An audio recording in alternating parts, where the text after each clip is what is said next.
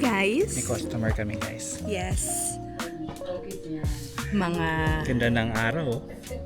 beloved Lolos and Lolas. One wants that pair of black steel toe shoes. These are all pants. Dito kung bayat lang yung mga nag-o-office, ang dami. Besh, nabili ko sa Susie Shear. Never nasuot. Wala nasuot ko once. Hindi kasi naggaganito sa office. Mauna jeans lang yung ginagamit kasi natin. Susie Shear lang tayo. Tapos, Paano makikita yung beauty kung hindi oo. Ayan nga, ito yung hanger.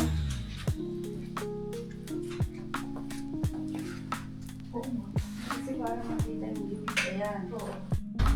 Good morning, friends. Ngayon yung last day ng garage sale namin. So mag-o-open kami. Tahimik ang neighborhood. It's almost 9 a.m. So, buksan na natin.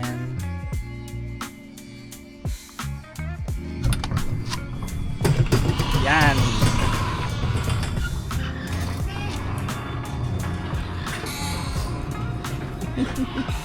good morning! Good morning, friends! Welcome to our channel! So, sabi ko ngayon yung last day ng garage sale natin. Yes! For ilang weekends kasi tayo. So this is our third weekend in August. And this is going to be the last one. Yes.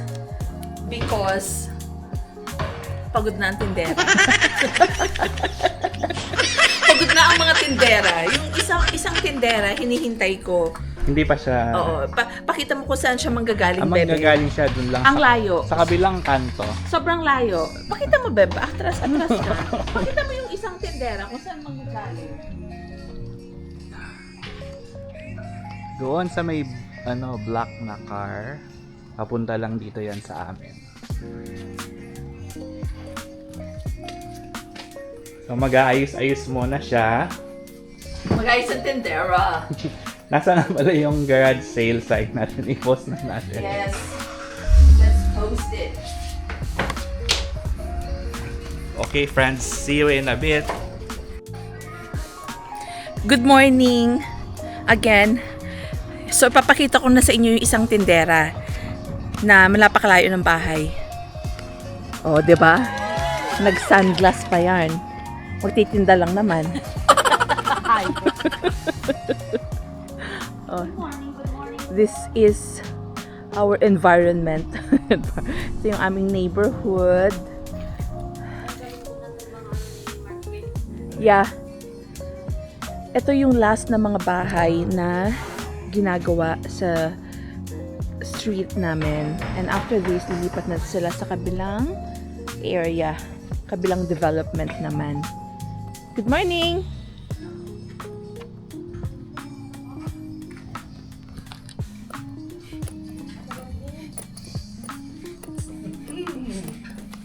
And this is my driver, sweet lover. Hi guys. Nagdagdag kami ng paninda today. Since last day.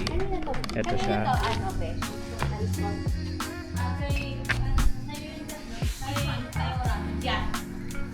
Yan.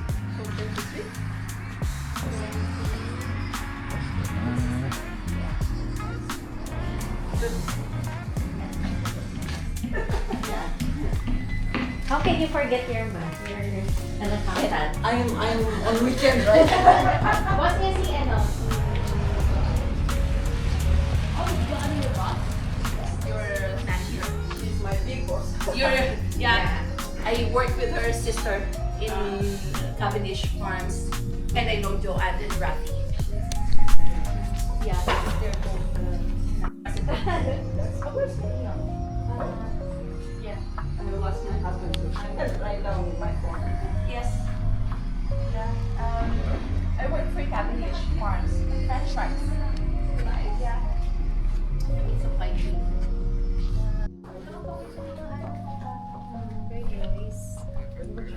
You have kids? Hi. See? Hola, cámara. Sí. Hola. Vlog. Hola. Hola, hola. Hola. Amor y paz. Es YouTuber. Yeah. Really? Yes. YouTuber. Follow, like, and subscribe. Really? 1 million. Oh, México, a ver si me ven por allá. Viva México. Viva México! Ya, viva México. Viva. Me etiquetan. Ya. For winter, it's done. Oh, and then you will move to the new development, Yeah. new project. Yeah, Maybe. you finish maybe 2 weeks. Yeah. Really? Yeah. Just 2 weeks? Yeah. That is fast. Yeah. He's Mexican. Very Hard much. workers. Yeah. Power. For- Filipinos also hard workers. Really? Yeah. You know too much. Tres. Tres jacket. Jacket tres. ¿Sí le queda al niño allá, no? Al niñito este. Bigyan mo ng dalawa. Gracias, my friends. Gracias, gracias. Gracias. Matutupin na rin natin. Siyempre, Salamat po. Ay, ano daw nila yan? Gusto din daw nila. magkano ba yun yung sinabi ko? 3 ata yan. Nandun, kasama na lahat. Oo. 3 kasama na lahat. Kasama na. Okay. Okay. Thank you. 17 sa'yo. Kasama yung mga... Sa'yo, Florides. Oo, di ba? Para may out. Oo, hindi. Ano tayo dyan? Uy, sa pag-design ka kasi. Okay. Yeah,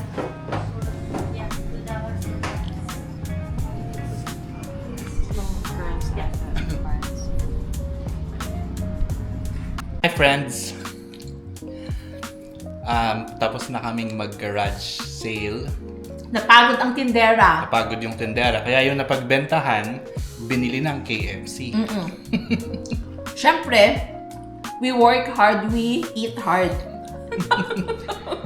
So, ito na yung last chapter ng garage sale. Salamat po for watching sa mga subscribers namin. Maraming salamat. Thank you so much for watching. We appreciate you. Sana nag-enjoy kayo sa vlog, sa garage sale vlog namin. So kapag gusto niyo ng extra income at meron kayong mga stuff na hindi na ginagamit, garage sale is a good way to dispose of those items na mapakinabangan pa ng iba for a small price. And at the same time, tayong mga nagde-dispose or nagde-declutter, kahit pa paano may kinita tayo. Kasi magaganda pa rin talaga yung mga items na nilagay namin sa garage sale. There's still so much life left sa mga items na to na mapapakinabangan. May isa pa nga kanina, sila Moroccan family, newcomers sila sa Canada, and they came to buy some household stuff. Items. Ay natuwa din kami kasi nakatipid sila and magaganda pa yung mga nabili nila. Yung hindi ba nilaspag na mga gamit na mapapakinabangan pa talaga nila. Especially if you're starting in Canada, maganda talaga yung nakakabili ka ng mga practical items. Kaya maganda pumunta sa mga garage sale, thrift stores kung hindi ka naman maselan din sa mga gamit kasi naman yung mga gamit talaga, marami kang makukuha na magagandang gamit for less kaysa bibili ka ng brand new. Tsaka masaya yung garage sale kasi nandito din yung mga friends namin. And they're trying to sell their stuff din. So, ang ginawa namin kasi nag-volunteer kami na, yung garage namin, gamitin natin this time. So, nagdala din sila ng mga items nila and kumita din sila. At the same time, helping people din na gustong makatipid. And, friends, nga pala, before namin i-close yung vlog today, may papakita ako. Yan. This is our alkansya. Ilalapit ko kasi hindi makita yung amounts. Yung alkansya. Yan. Oh. So, itong box na to can hold up to $10,000. Actually, $10,000 ito talaga yung target amount namin. So, Ayan, ilalapit ko yan para makita. May mga denomination yan. Yeah. So, i-check mo kung ano yung mga naihulog mo dyan. So, pag Yes. yan, napuno mo Napuno lahat, mo na. $10,000. Ayan, $10,000 na yan. Ng ano. Ayun lang. So, yung pinagbentahan namin today sa garage sale, ilalagay namin dito. Tapos, Tsaka yung pinambili ng KFC. tsaka yung pinangbili ng KFC, ibabawas namin ito. Kasi ito, travel fund namin ito. So, yun. Ano pa nga ba? This is our 3rd weekend in August na nag-garage sale kami. Masaya kasi wala naman kaming lakad and we took advantage of the nice weather. Also, thank you everyone. Thank you friends for watching. Maraming salamat. Thank you, friends. Hanggang sa muli. See you on our next video. Bye.